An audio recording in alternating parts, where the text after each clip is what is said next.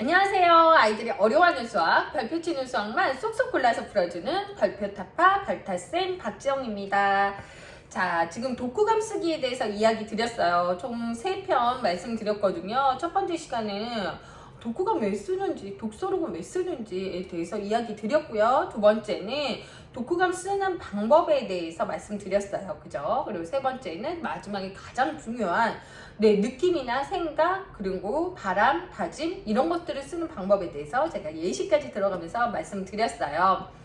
자, 오늘은요, 지난 시간까지는 제가 픽션에 대해서 이야기책이나 소설 이런 거에 대해서 말씀을 드렸고요. 오늘은요, 넌픽션이라고 해서 뭐예요? 기행문이라든가, 그리고 아이들이 실제로 있었던 일에 대해서 쓸 때 어떻게 쓰면 좋을지.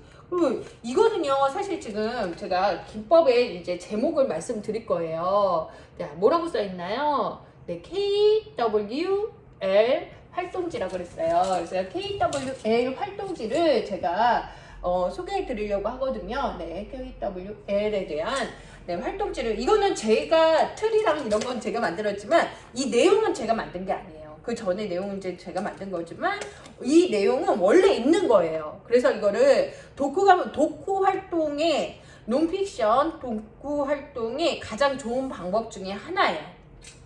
근데 이거를 글에 책에서만 쓰는 게 아니고요. 어디에서도 쓰면 좋냐면 공부를 할 때도 쓰면 굉장히 아이들이 적극적으로 공부를 해요.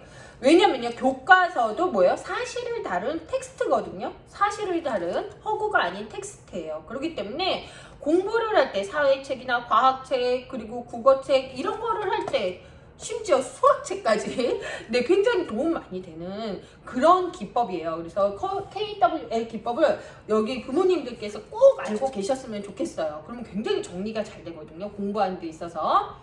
자기주도 학습할 때도 제가 이거를 자기주도 학습 제가 강사잖아요. EBS 강사인데 EBS 강의할 때도 이거에 대한 이야기를 제가 드려요. 그래서 KWL 활동지에 대해서 제가 강의를 오늘 드리도록 하겠습니다.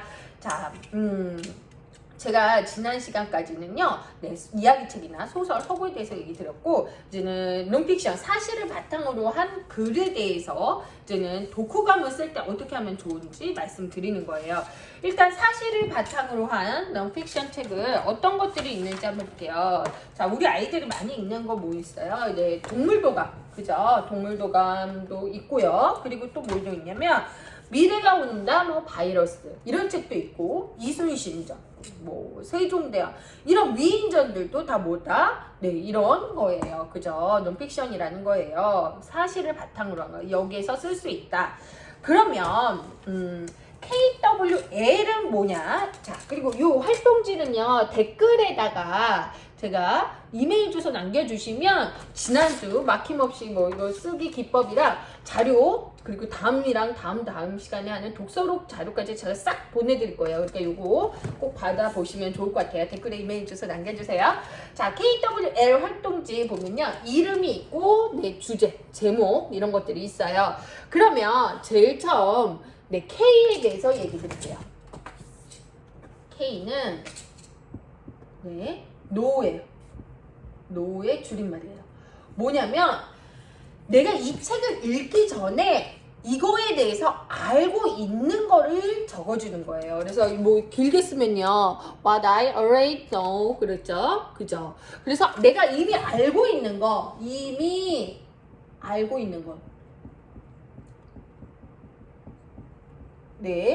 안 보이냐? 이미 알고 있는 거. 그거에 대해서 이야기 드린 거고, 그리고, W는 뭐냐면, want to know. K-N-O-W. 요거는 이미 알고 있는 거지만, 이거는 내가 알기 원하는 거. 내가 이 책을 읽으면서 알기 원하는 거. 알고 싶은 거를 이야기한다. 그래서 KW까지 말씀드렸어요. run. 이건 runed. L-E-A-R-N-E-D. 그죠? 갑자기 이게 말하면서 쓰면 그렇게 헷갈려요. 그래서 이거는 뭐냐면 what I learned, 그래가지고 내가 알게 된 거, 내가 새롭게 이 책을 통해서 알게 된 거를 알게 된 거. 네. 그거를 쓴다는 거예요. 그래서 이 기법을 뭐라고 부르냐?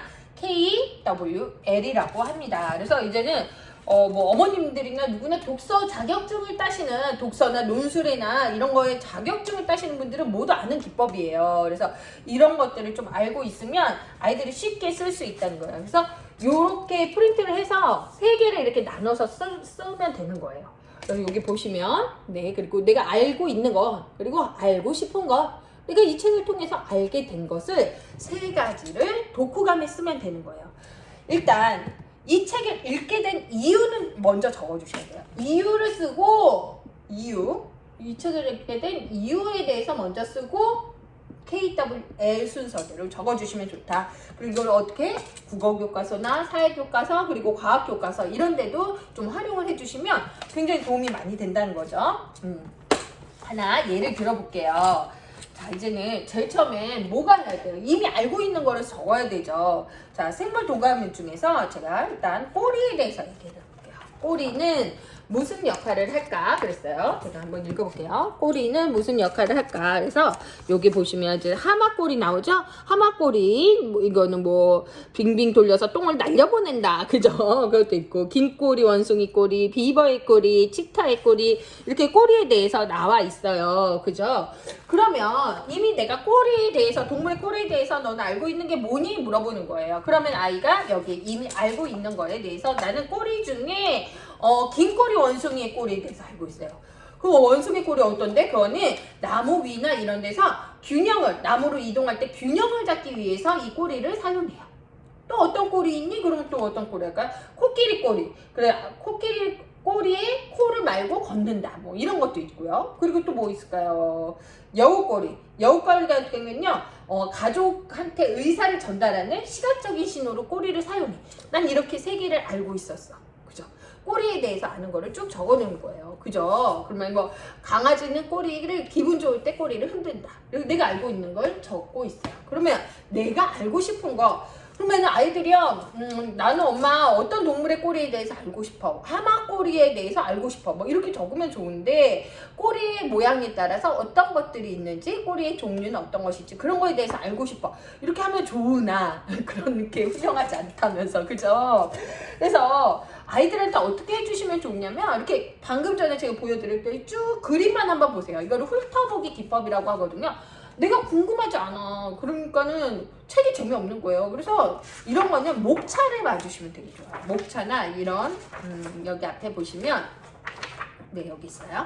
그럼 여기 보면 미래가 온다, 바이러스 이런 거에 대해서 있으면 여기 목차가 이렇게 있어요. 목차를 쭉 보니까 뭐가 궁금해 너는?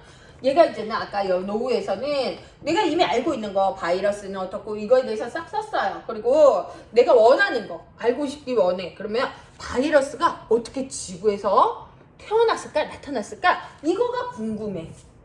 바이러스가 어떻게 지구에 나타났는지 나는 궁금해.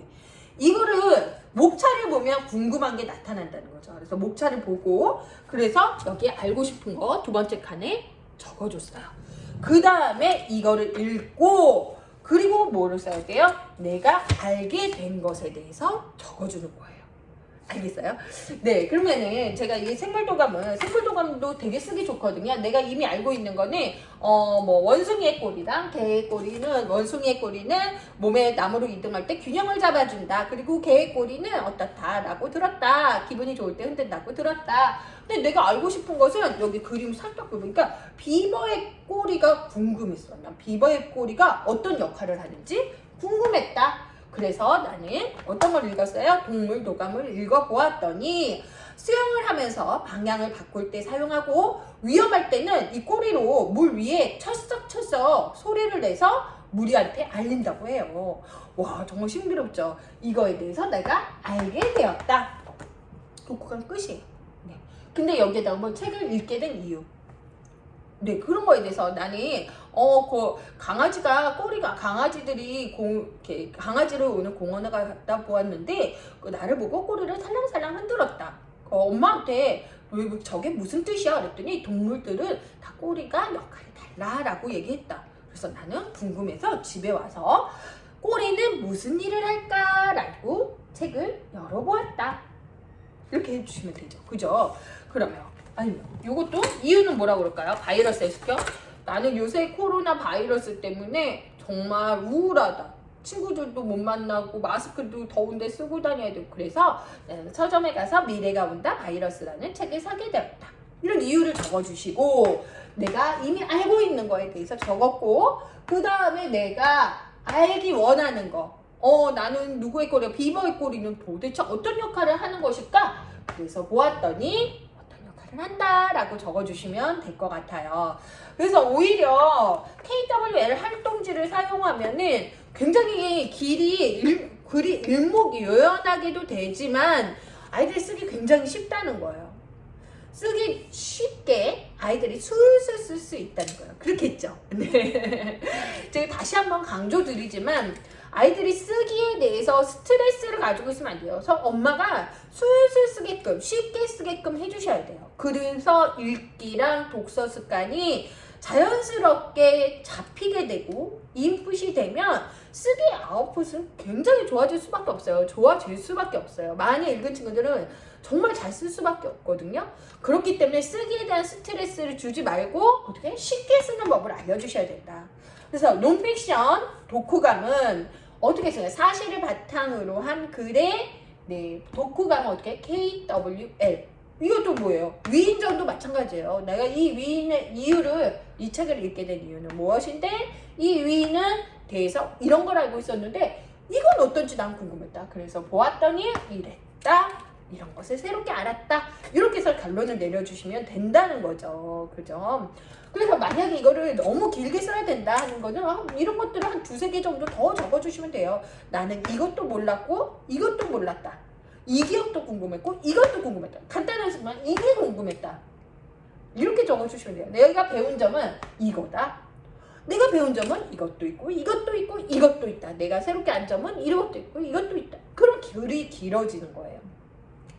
이해되셨나요? 자, 오늘은 상상이 아닌 허구가 아닌 그죠 논픽션 사실을 바탕으로 한 글에 대한 독후감 어떻게 쓰는지 저랑 같이 공부해 보았습니다. 다음 시간에 어머님들이 기다리면 독서록에 대해서 제가 이야기 한번 드릴게요. 네, 그럼 다음 시간에 만나요.